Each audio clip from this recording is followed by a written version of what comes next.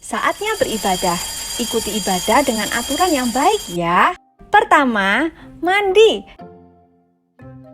Dan sikat gigi dulu biar wangi. Pakai baju yang rapi biar cakep. Boleh sarapan dulu. Yang kedua, boleh pinjam HP papa atau mama. Boleh pakai laptop atau boleh juga menggunakan televisi. Minta tolong papa dan mama memutar video sekolah minggu. 3. Siapkan kotak persembahan. 4. Duduk yang manis dan tenang. Yakobus 1 ayat 5a. Tapi apabila antara kamu ada kekurangan iman, memintakannya kepada Allah.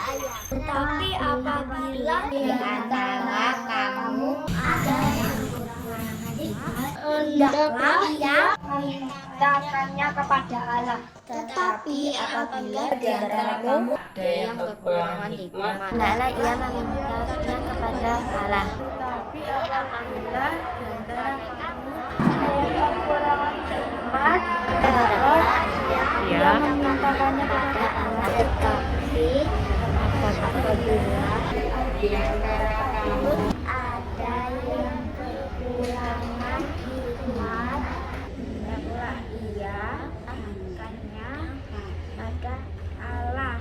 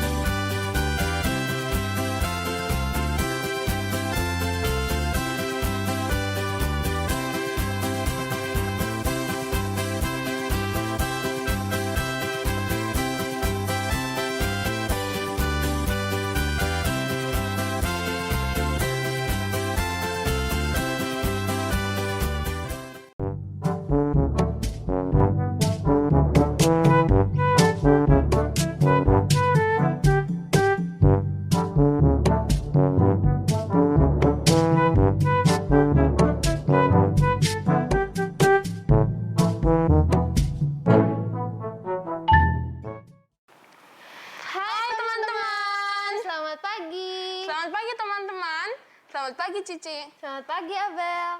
Gimana nih kabarnya pagi ini? Wah, pastinya baik dong ya. Kalau teman-teman di rumah gimana nih kabarnya?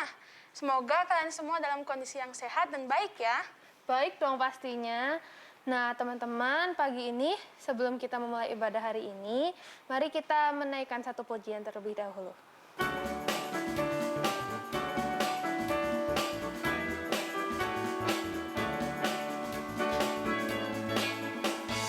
Hatiku penuh nyanyian, hatiku penuh nyanyian, hatiku bernyanyi untuk Raja segala raja. Hatiku penuh nyanyian, hatiku penuh nyanyian, hatiku bernyanyi untuk Raja segala raja. Sembahlah dan pujilah Dia, sembahlah dan pujilah Dia, sembahlah dan pujilah Dia, Raja segala raja. Raja, Raja, Dialah Tuhan, Tuhan, namanya Yesus, Yesus, Yesus, Yesus. Oh, Dialah Raja. Hatiku penuh nyanyian, hatiku penuh nyanyian, hatiku bernyanyi untuk Raja segala raja. Sembahlah dan pujilah Dia, sembahlah dan pujilah Dia, sembahlah dan pujilah Dia, Raja segala raja.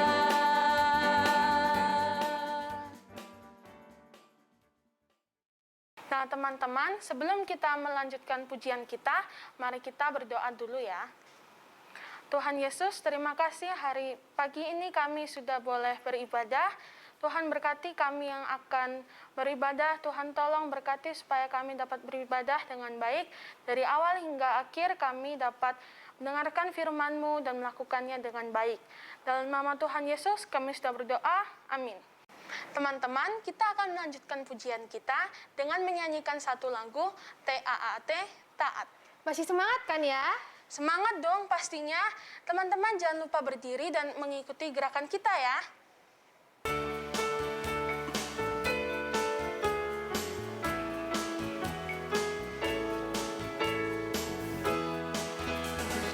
TAAT, taat, TAAT, taat.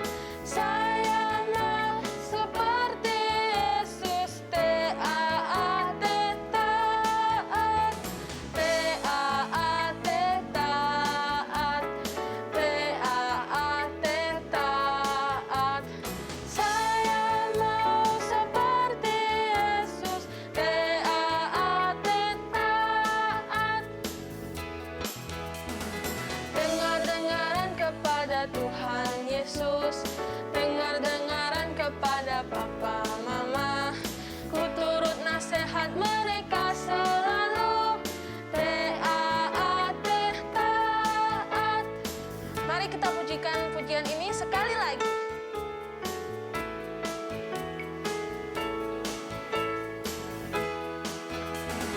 TAAT, taat, TAAT, taat. Saya mau seperti Yesus. TAAT, taat, TAAT, taat, TAAT, taat. Saya mau seperti Yesus. TAAT, taat. Sebentar lagi kita akan dengarkan firman Tuhan. Mari kita siapkan hati dan pikiran kita supaya dapat mengerti dan dapat melakukan firman Tuhan dengan baik. Mari kita pujikan, ku mau mendengar firman Tuhan.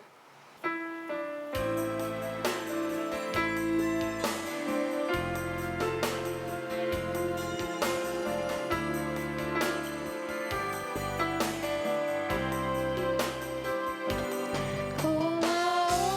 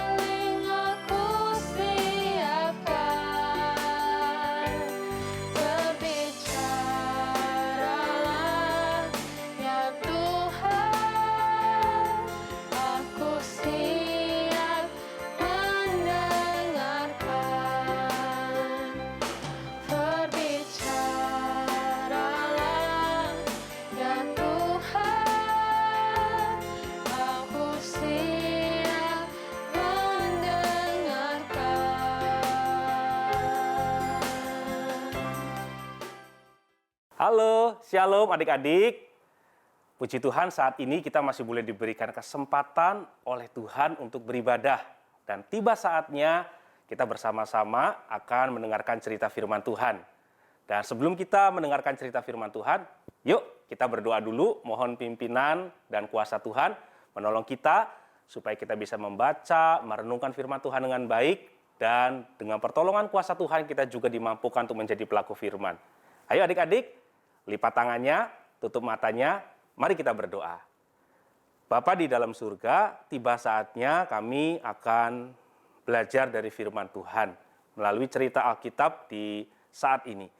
Kiranya Tuhan menolong kami semuanya, berkati Kak Yosep yang akan menyampaikan cerita firman Tuhan, berkati juga adik-adik sekolah minggu dimanapun tempat, baik yang mengikuti ibadah secara online, dan juga yang bisa ikut ibadah secara tatap muka langsung di Kasin. Tuhan memberkati, supaya kami semua bersama-sama diberkati oleh Tuhan melalui kebenaran firman Tuhan di saat ini. Terima kasih Tuhan Yesus, berbicaralah kepada kami semua, karena kami anak-anak-Mu telah siap sedia untuk mendengarkan firman Tuhan. Di dalam nama Tuhan Yesus Kristus kami bersyukur dan berdoa. Amin.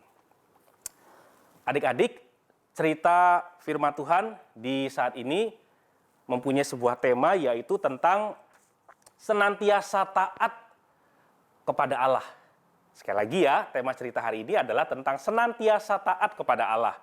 Dan cerita Alkitab ini diambil dari kitab 2 Tawarik pasal 22 ayat 10 sampai pasal 25. Ayo adik-adik boleh ambil Alkitabnya, boleh membuka bersama dengan Kak Yosep, tapi kita tidak akan baca semua ayatnya karena terlalu panjang. Adik-adik nanti bisa baca sendiri ya di rumah.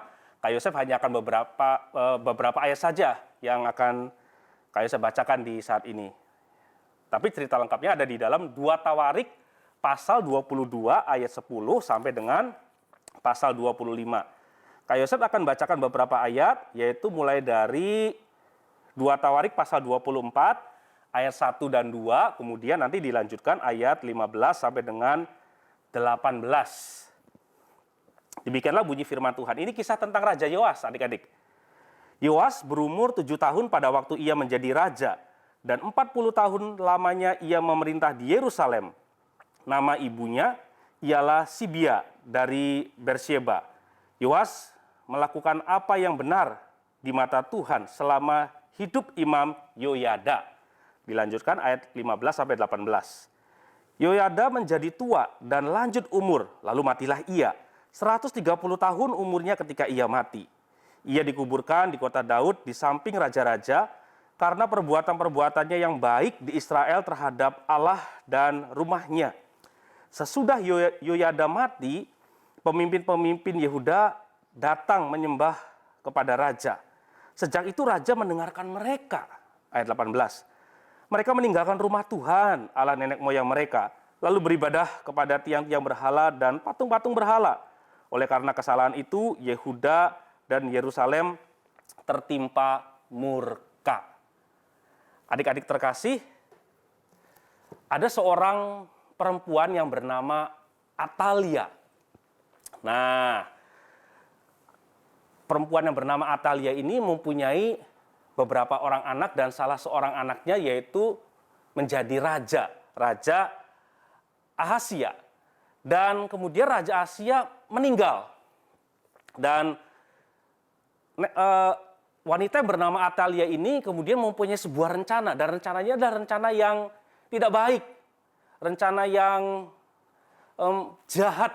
Yaitu dia ingin membunuh semua anak-anak dari Ahazia. Adik-adik, kalau di dalam sistem pemerintahan kerajaan, maka ketika seorang raja mati, yang berhak untuk menggantikan mewarisi tahta kerajaan adalah anaknya, bukan? Nah, ketika Raja Ahazia mati, maka seharusnya adalah salah seorang dari anaknya yang akan menggantikan dia menjadi raja. Tetapi seorang wanita yang bernama Atalia ini yang sebetulnya adalah, adik-adik, Atalia ini adalah ibu daripada Ahazia itu sendiri. Tapi Atalia ini mempunyai niat yang jahat. Dia ingin menjadi seorang ratu. Dia tidak ingin supaya salah satu anak dari Raja Ahazia ini naik menggantikan ayahnya untuk menjadi raja. Dia tidak mau. Atalia ini ingin supaya dia yang menjadi pemimpin, dia menjadi ratu menggantikan Ahazia. Nah, untuk melancarkan keinginannya tersebut, maka dikisahkan di dalam firman Tuhan,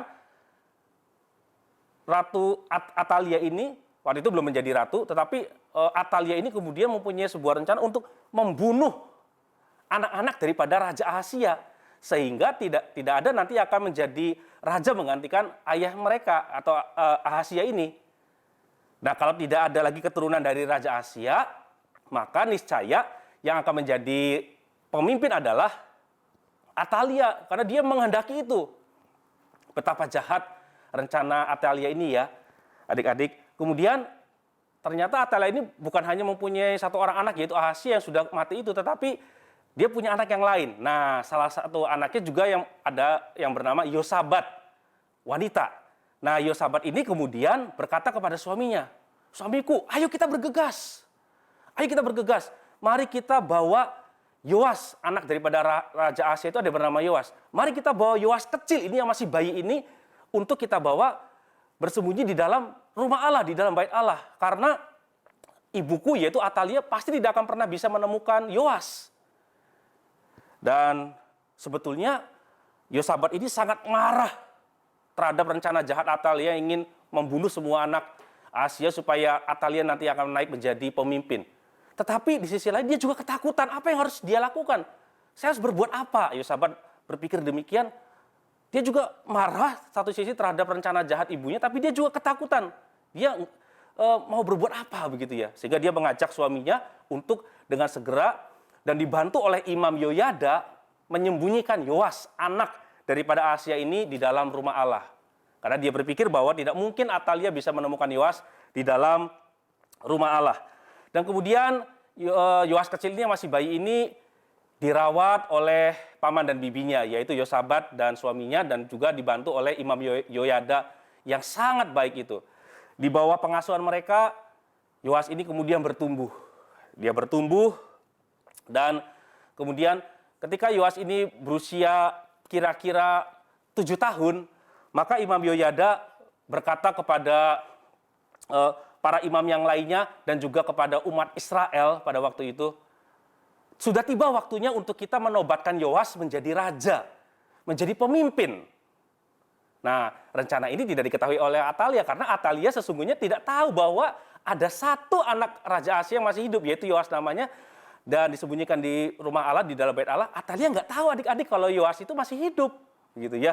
Dan kemudian Imam Yoyada mengajak para imam yang lain dan mengajak umat Israel untuk tiba saatnya kira-kira pada waktu Yoas berumur 7 tahun, tiba saatnya untuk menobatkan Yoas menjadi pemimpin, menjadi raja. Karena Allah berjanji bahwa salah seorang dari keturunan Raja Daud itu pasti akan ada yang menjadi raja begitu ya. Jadi dari keturunan Daud itu salah seorang pasti ada yang akan memimpin menjadi raja. Dan Yesus itu akan lahir dari keturunan Raja Daud begitu ya. Dan Yoas adalah keturunan Raja Daud. Maka dari itu Yoas pantas, layak untuk dinobatkan menjadi raja. Dan kemudian singkat cerita dipersiapkanlah acara untuk penobatan Yoas kecil yang kira-kira baru berumur 7 tahun itu untuk dinobatkan menjadi raja. Dan ditempatkan jugalah banyak prajurit yang menggunakan pedang untuk berjaga-jaga di pintu-pintu masuk bait Allah. Kalau nanti ada orang-orang termasuk Atalia sendiri yang ingin menggagalkan rencana penobatan Yoas menjadi raja begitu ya. Ditempatkanlah banyak prajurit dengan menggunakan senjata lengkap untuk mencegah hal-hal yang tidak dikehendaki. Kemudian dinobatkanlah Yoas menjadi raja. Yoas diurapi oleh imam menggunakan minyak. Kemudian kepalanya diberikan mahkota sebagai lambang seorang raja. Kemudian diberikan salinan Taurat kepada Yoas dan dinobatkanlah Yoas menjadi raja. Dan ketika Yoas dinobatkan menjadi raja, maka banyak orang kemudian berkata, "Hiduplah raja, hiduplah raja, hiduplah raja." Kemudian juga banyak dibunyikan sangkakala, banyak orang bersorak-sorai, "Hiduplah raja." Seruling dibunyikan, nyanyian-nyanyian dinaikkan, terjadi sebuah perayaan yang luar biasa, sukacita karena apa? Ada raja keturunan Ahasia yang kemudian boleh dinobatkan pada saat itu. Nah, gegap gempita itu terdengar suara oleh Ratu Atalia. Ada apa ini? Kenapa di dalam Bait Allah terdengar sebuah perayaan yang sangat luar biasa? Kemudian Ratu Atalia ini karena penasaran, dia kemudian bergegas menuju ke Bait Allah. Dan betapa kagetnya Ratu Atalia ketika melihat ada seorang anak kecil kira-kira berumur 7 tahun dan didapati namanya adalah Yoas dan dia adalah keturunan dari Raja Asia dan ternyata Yoas masih hidup dan Yoas dinobatkan menjadi raja. Kagetlah Ratu Atalia dan kemudian Ratu Atalia berteriak, "Khianat, khianat!" begitu ya. Dia tidak pantas menjadi raja, hanya aku yang pantas menjadi pemimpin. Akulah pemimpinnya. Tidak terima Ratu Atalia ketika melihat Yoas dinobatkan menjadi raja. Tetapi kemudian dengan sigap para prajurit yang menggunakan senjata lengkap mengamankan Ratu Atalia dan melenyapkan dia untuk selama-lamanya. Dan memerintahlah Raja Yoas, the new king, Raja Yoas menjadi pemimpin di Israel pada waktu itu. Tapi usianya masih sangat kecil, baru 7 tahun. Dengan kalian anak yang berada di kelas besar aja, kalian lebih tua daripada Yoas. 7 tahun, sehingga Yoas tidak mungkin bisa memerintah kerajaan Israel tersebut dengan seorang diri. Nah, ada yang membantu dia, ada yang membimbing dia, ada yang memberikan arahan, nasihat kepada dia. Namanya Imam Yoyada, yang sedari Yoas kecil, Imam Yoyada bersama dengan Yosabat dan suaminya, mereka bertigalah yang membantu mengasuh Yoas. Imam Yoyada membimbing Yoas supaya Yoas bisa dapat memerintah sebagai raja yang baik.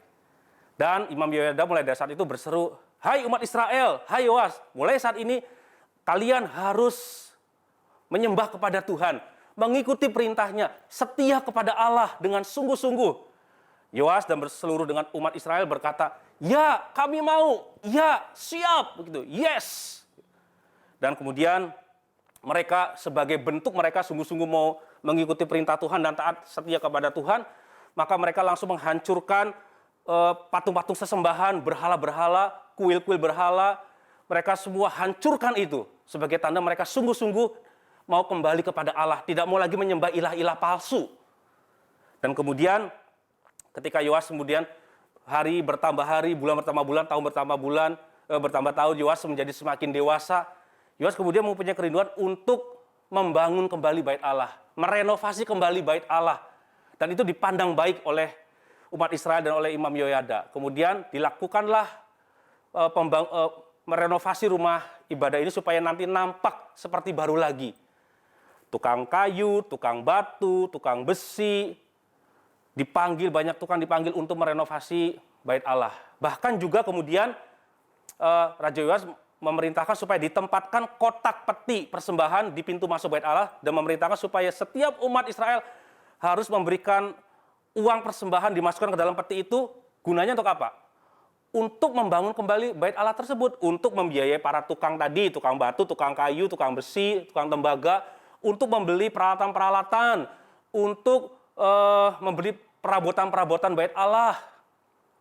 Dan akhirnya umat Israel juga senang sekali menyambut tentang rencana pembangunan kembali Bait Allah tersebut. Dan akhirnya Bait Allah selesai dibangun seperti baru lagi. Imam Yoyada, Raja Yoas, dan seluruh umat Israel kembali beribadah kepada Tuhan di Bait Allah. Dan kemudian umur terus bertambah, Yoas yang semakin hari semakin bertambah dewasa, Imam Yoyada juga kemudian semakin bertambah tua, bukan? Dan Imam Yoyada dikatakan di dalam Alkitab, dikatakan ketika dia berumur 100, kita buka lagi adik-adik ya, 130 tahun. Dikatakan 130 tahun umurnya ketika ia mati, yaitu siapa? Imam Yoyada. 130 tahun usianya, kemudian dia mati. Sepanjang umur hidup Imam Yoyada, Raja Yoas dan umat Israel mengikuti perintah Tuhan, beribadah di Bait Allah dan setia taat kepada Allah. Tetapi kemudian segalanya berubah adik-adik. Segala yang baik itu berubah adik-adik ketika Imam Yoyada meninggal. Ketika Imam Yoyada meninggal, dikatakan Yoas didatangi oleh orang-orang Yehuda. Orang Yehuda ini menyembah Raja Yoas dan memberikan pengaruh-pengaruh buruk rupanya kepada Raja Yoas, dan mengakibatkan Raja Yoas tidak lagi mengikuti perintah Tuhan, tidak lagi taat kepada Tuhan, tidak lagi setia kepada Tuhan, berpaling dari Tuhan. Dan sampai-sampai Raja Yoas ini melupakan perintah-perintah daripada Allah yang dulu diberitakan oleh Imam Yoyada. Raja Yoas dan umat Israel berpaling dari Allah. Dan bahkan ketika ada seorang anak dari Imam Yoyada yang bernama Zakaria datang mengingatkan Yoas supaya Yoas kembali mengikuti perintah Tuhan, kembali setia, kembali taat kepada Tuhan. Raja Yoas tidak menghiraukannya. Padahal anak Imam Yoyada tersebut yang bernama Zakaria tersebut berkata, "Hai Yoas, kenapa engkau meninggalkan Tuhan? Kenapa engkau tidak lagi setia, tidak lagi taat kepada Tuhan? Karena engkau sudah tidak lagi taat kepada Tuhan, maka Tuhan juga tidak akan menyertai engkau lagi, tidak akan memberkati engkau lagi, dan Tuhan pasti akan menghukum engkau." Raja Yoas bukannya sadar, bertobat dan kembali kepada Tuhan, malah hendak membunuh Zakaria. Tidak terima diberikan teguran seperti itu. Makanya kemudian Raja Yoas menyuruh untuk merajam dengan batu, membunuh Zakaria. Dan Zakaria padahal terus mengingatkan Yoas, meskipun dia sedang dihukum tersebut, dia mengingatkan terus Raja Yoas. Dan sampai akhir detik kehidupan Zakaria ini, dia berkata, "Yoas, Tuhan kiranya melihat apa yang kau perbuat, dan Tuhan pasti menghukum kau." Dan betul, Raja Yoas yang sudah tidak lagi mengikuti perintah Tuhan, tidak lagi taat kepada Tuhan, tidak lagi setia kepada Tuhan, maka Tuhan tidak lagi memberkati Yoas. Malahan Tuhan menghukum Yoas dengan cara apa?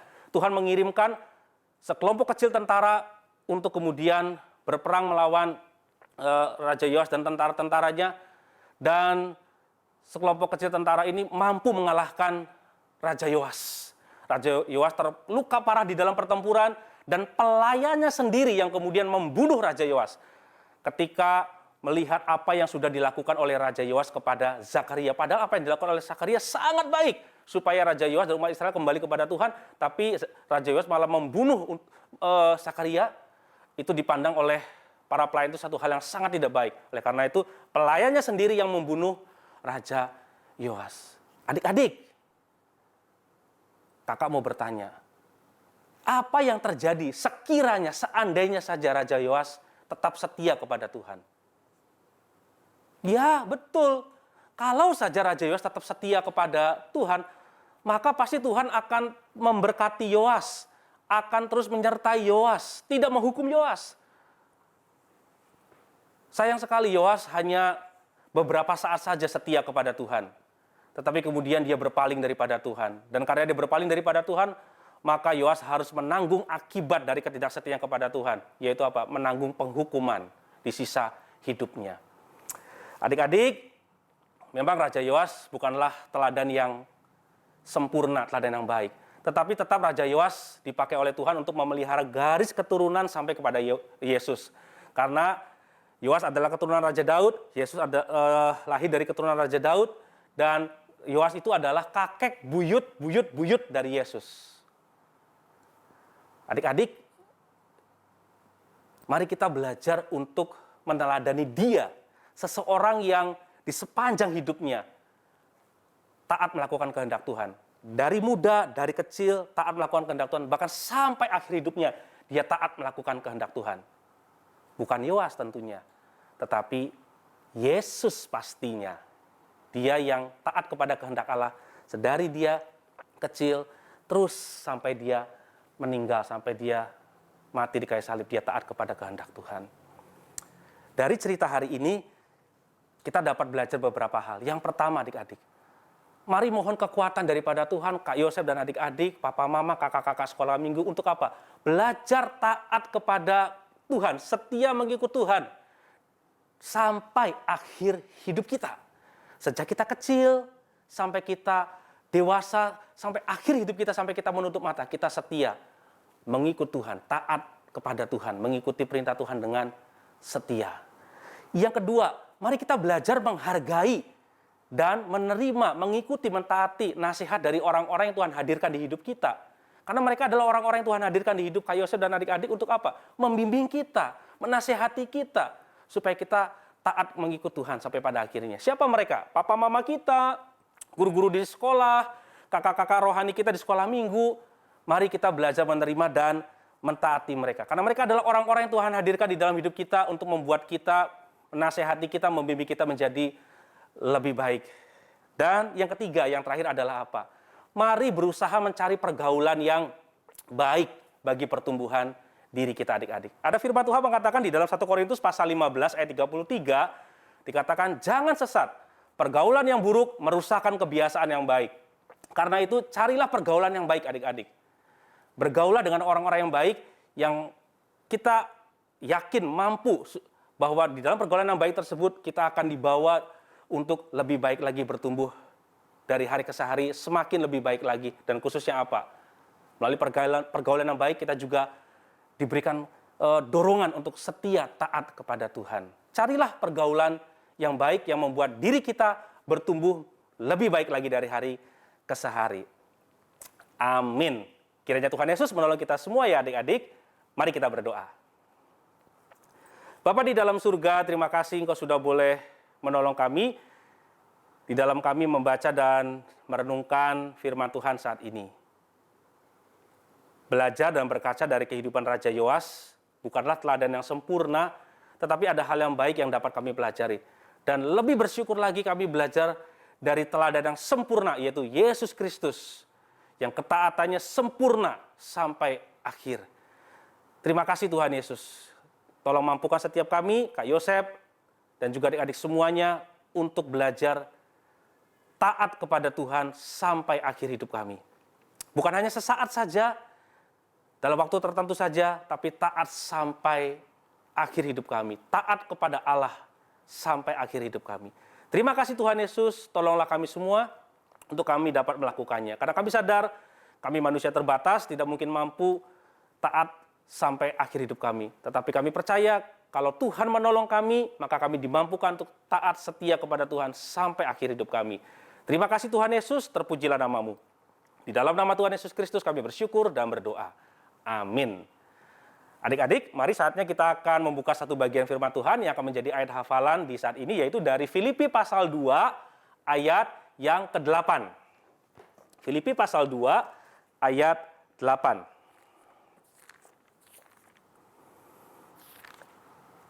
Filipi pasal 2 ayat yang ke-8 berbunyi demikian. Dan dalam keadaan sebagai manusia, ia telah merendahkan dirinya dan taat sampai mati, bahkan sampai mati di kayu salib.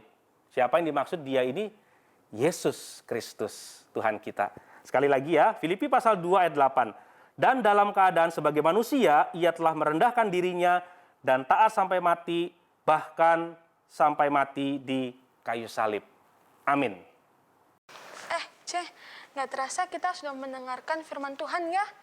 Iya nih Bel, sebenarnya masih ada loh satu yang belum. Apa itu, Ce? Nah, teman-teman, kita sudah selesai mendengarkan firman Tuhan. Sekarang saatnya kita untuk memberikan persembahan. Mari kita siapkan hati untuk memberikan yang terbaik bagi Tuhan. Sambil menyanyikan satu pujian, sukacita bertemu Yesus.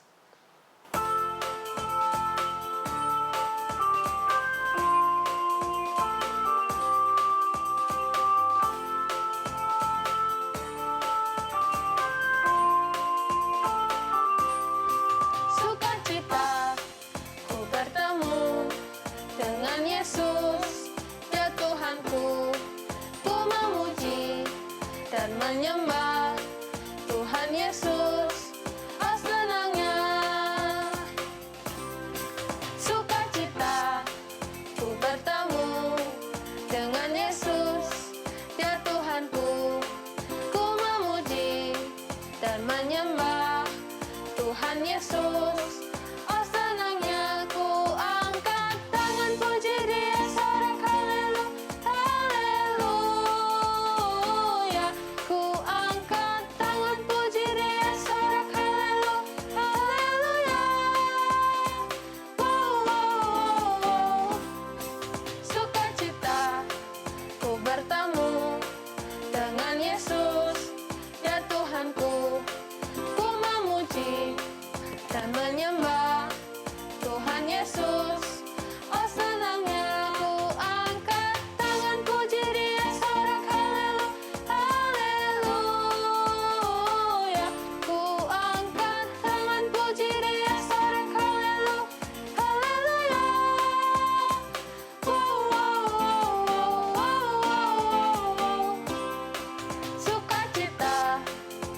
bertemu dengan Yesus, ya Tuhanku. Ku memuji dan menyembah Tuhan Yesus, oh senangnya.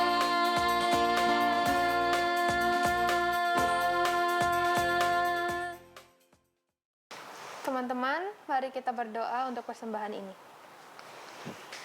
Tuhan Yesus, terima kasih kami sudah dapat memberikan persembahan.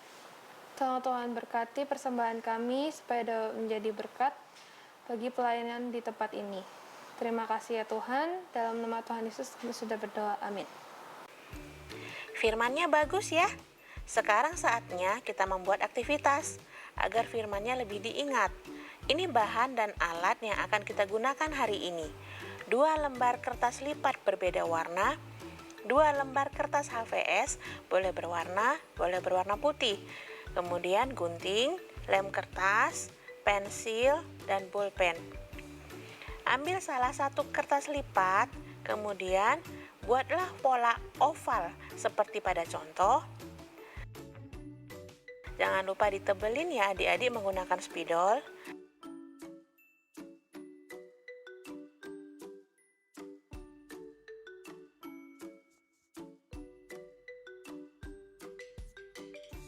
Kemudian guntinglah. Selanjutnya, ambil kertas lipat berwarna lain. Lipat seperti pada contoh dan buatlah pola setengah oval.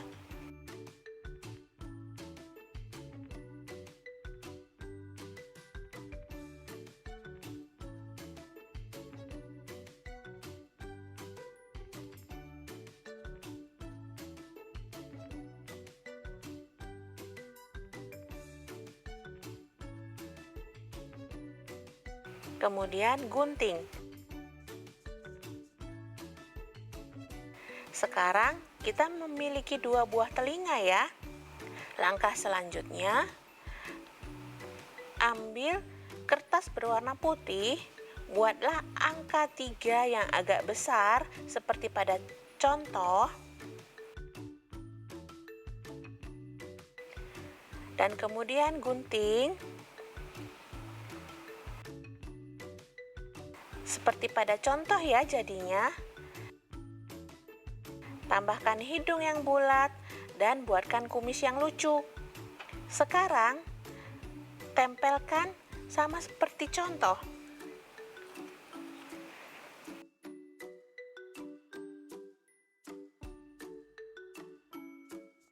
Kepala anjing yang cantik sudah selesai. Selanjutnya, ambil kertas yang tersisa. Buatlah pola seperti pada contoh, 2 buah kotak berukuran 6 x 9 cm.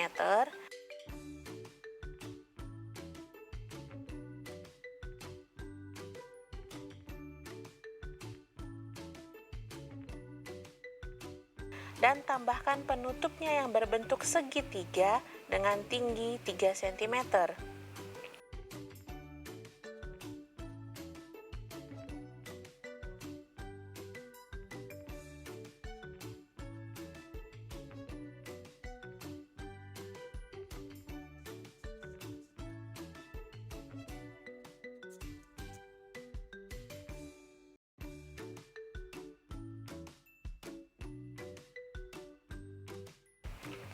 Ini poin pentingnya, menulis ayat hafalan, Filipi 2 ayat 8. Dan dalam keadaan sebagai manusia, ia telah merendahkan dirinya dan taat sampai mati, bahkan sampai mati di kayu salib. Lipat mengikuti pola dan akhirnya membentuk amplop.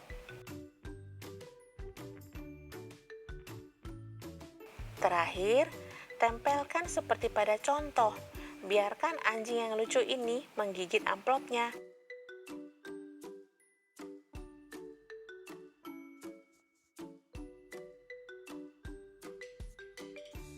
Coba lihat, bagus ya adik-adik?